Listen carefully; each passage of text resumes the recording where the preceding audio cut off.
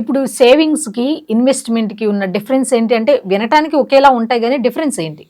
Savings అంటే దాచుకోవటం. హ్మ్. దాచుకోవటం అంటే ఏంటి? ఒక బ్యాంక్‌లో దాచుకోవచ్చు. హ్మ్. ఒక పోస్ట్ ఆఫీస్‌లో దాచుకోవచ్చు. హ్మ్. ఒక భూమిలో దాచుకోవచ్చు. హ్మ్. లేదా ఒక బంగారం కొని దాచుకోవచ్చు.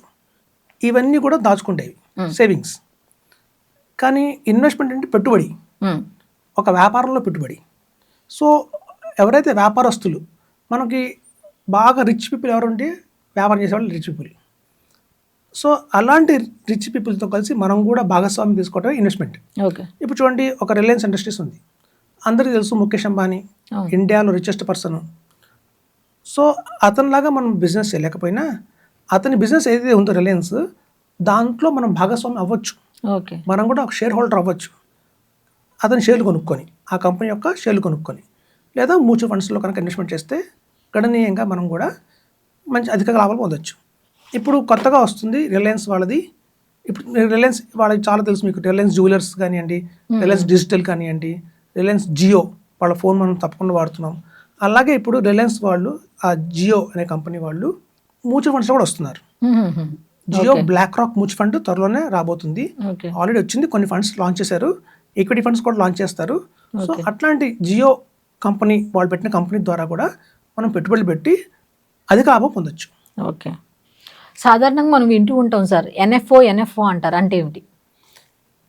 మ్యూచువల్ ఫండ్స్లో ఏంటంటే ఏదైనా ఒక ఫండ్ లాంచ్ చేసినప్పుడు, అంటే కొత్తగా ఎన్ఐవి అంటారు, అంటే నెట్ అసెట్ వాల్యూ అంటారు. ఏదైనా ఫండ్ స్టార్ట్ అయ్యేది నెట్ అసెట్ వాల్యూ 10 రూపీస్తో అంటారు. అంటే ఇనిషియల్గా ఒక ఫండ్ స్టార్ట్ చేసేటప్పుడు 10 రూపీస్ స్టార్ట్ చేస్తారు. అలా 10 రూపీస్తో స్టార్ట్ అయిన ఎన్ఎఫ్ఓ అంటే న్యూ ఫండ్ ఆఫర్ కన్నీగా మార్కెట్లో ట్రేడ్ అయ్యి చాలామంది ఇన్వెస్ట్మెంట్ చేసి అలా 10 రూపీస్ ఉన్న ఎన్ఐవిని పెంచుకుంటూ 11 రూపీస్, 12 రూపీస్, 13 రూపీస్, 14 రూపీస్ అలా పెరుగుతూ వెళ్తుంది. ఇప్పుడు మనకి ఒక ఉదాహరణ చెప్తా. 1995 ఆ టైంలో ఇందాక అనుకుంటున్నాను, రిలయన్స్ వాళ్ళు ఒక ఫండ్ పట్టుకొచ్చారు, రిలయన్స్ ఇండియా గ్రోత్ ఫండ్ అని. కాలక్రమంలో ఆ రిలయన్స్ ఇండియా గ్రోత్ ఫండ్ కాస్త నిప్పాన్ ఇండియా గ్రోత్ ఫండ్గా మారిపోయింది. ఓకే. 1995లో 10 రూపీస్గా మొదలుపెట్టిన ఆ ఎన్ఎఫ్ఓ ఆ 10 రూపీసే పెరిగి ఇవాళ 4000 అయింది. ఓ. అంటే ఆ రోజున ఎవరైతే ఒక ₹1,00,000 పెట్టారో వాళ్ళకి ఇవాళ 80 లక్షలు అయింది. ఓకే.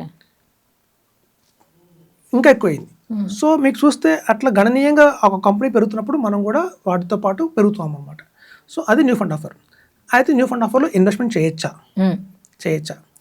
అయితే చూడండి, ప్రతి ఒక్క కంపెనీ కూడా ఎన్ఎఫ్ఓ రూపంలో ఫండ్ తీసుకొస్తున్నప్పుడు అది సక్సెస్ అవుతుందా అవదా అని చెప్పలేం. కొన్ని ఫండ్స్ సక్సెస్ అవుతాయి, అంటే రిస్క్తో కూడుకున్న పనేనా? కొన్ని ఫండ్స్ ఫ్లాప్ అవుతాయి. ఓకే. చెప్తాను. ఓకే. ఇప్పుడు రిస్క్ కూడా ఉంటుంది ఇందులో. మనం తీసుకున్న ఫండ్ బట్టి ఆ రిస్క్ అనేది మనం బేరే చేయాలి. రిస్క్ లేదా అని.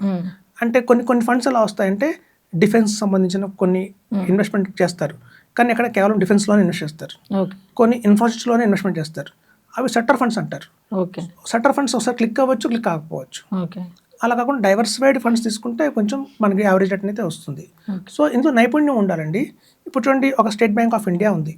స్టేట్ బ్యాంక్ ఆఫ్ ఇండియాలో మనకి ఫిక్స్డ్ డిపాజిట్ చేసుకుంటాం, 6% రిటర్న్ వస్తుంది. అది ఢిల్లీలో ఎఫ్డి చేసినా 6% రిటర్నే, కన్యాకుమారిలో ఫిక్స్డ్ డిపాజిట్ చేసినా 6% రిటర్నే. ఆల్ ఓవర్ ఇండియాలో మీరు ఏఎస్బీఐకి వెళ్ళి చేసినా మీకు అదే. కానీ మ్యూచువల్ ఫండ్స్లో అలా కాదు. మ్యూచువల్ ఫండ్స్లో ఆదిత్య బిర్లా ఒక రిటర్న్ ఇస్తుంది, ఐసిఐసిఐ ఒకలా రిటర్న్ ఇస్తుంది, డిఎస్పీ ఒకలా రిటర్న్ ఇస్తుంది, నిప్పాన్ ఇండియా ఒకలా రిటర్న్ ఇస్తుంది. సో కంపెనీకి వేరియేషన్ చాలా ఉంటుంది. సో మీకు దాన్ని బట్టి మనం ఏంటంటే ఎవరైతే ఎక్స్పర్ట్స్ ఉన్నారో, ఫండ్ మేనేజర్ అంటారు. మ్యూచువల్ ఫండ్స్లో మెయిన్గా చూడాల్సింది ఫండ్ మేనేజర్. ఆ ఫండ్ మేనేజరే మన అందరి దగ్గర పబ్లిక్ దగ్గర డబ్బులు కలెక్ట్ చేసుకుని మ్యూచువల్గా ఆయన షేర్స్ కొంటారు. సో మొత్తం కూడా ఆయన తెలివితేటల మీద మన డిపెండ్ అయ్యే మన రిటర్న్ ఆధారపడి ఉంటుంది. సో కాబట్టి ఒక మంచి ఫండ్ మేనేజర్ని చూస్ చేసుకుంటే మాత్రం మనకి భారీ లాభాలు వస్తాయి. అలా ఒక మంచి ఫండ్ మేనేజర్ కాకుండా ఒక యావరేజ్ ఫండ్ మేనేజర్ తీసుకున్నాం అనుకోండి, రిటర్న్స్ కొంచెం తగ్గుతాయి.